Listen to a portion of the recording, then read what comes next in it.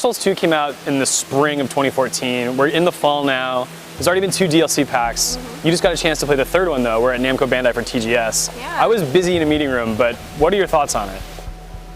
For anyone who's a hardcore Dark Souls fan, this is the third one now, and you're into the exact same stuff that you know and love in the Dark Souls series. This is actually the largest world for a DLC that they've made so far, so it's a really big, expansive world. And there's snow now, so it's interesting. It actually does impact the gameplay in various ways. It can actually slow down enemies, and it can impact you as well, so you have to be a little bit more fluid. They said in terms of like fighting mechanics, they wanted to have a little bit more fluidity into the way that you're playing, so they want you to be very careful with your movement so that you can kind of use that snow to your advantage. Another thing is that a lot of the monsters are made of ice or they're white.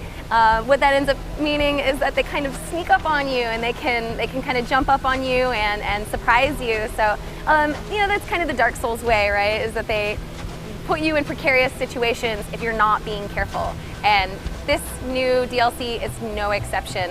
They are incredibly well hidden, and if you're not being careful, they will kill you.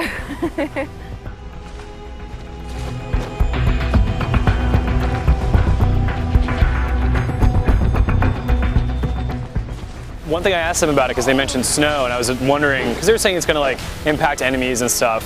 I asked them if it accumulated on the ground, and it doesn't, right? It's just sort of like in the air, and like, but it comes in different strengths. Like there are different moments where it's pretty dense and maybe has a stronger effect on enemies. Yeah, that's right. And you know, there's times when it's falling from the sky, and then there's times when it's not. When it is falling from the sky, a lot of times again there'll be peripherals, and they'll be harder to see.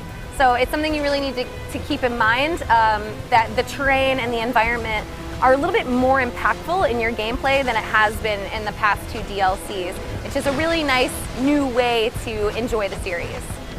So you're trying to get another one of those crowns, right? Yes, that's correct. So this is the crown of the Ivory King, and well, we always ask, you know, hey, what's going to happen when you get those crowns?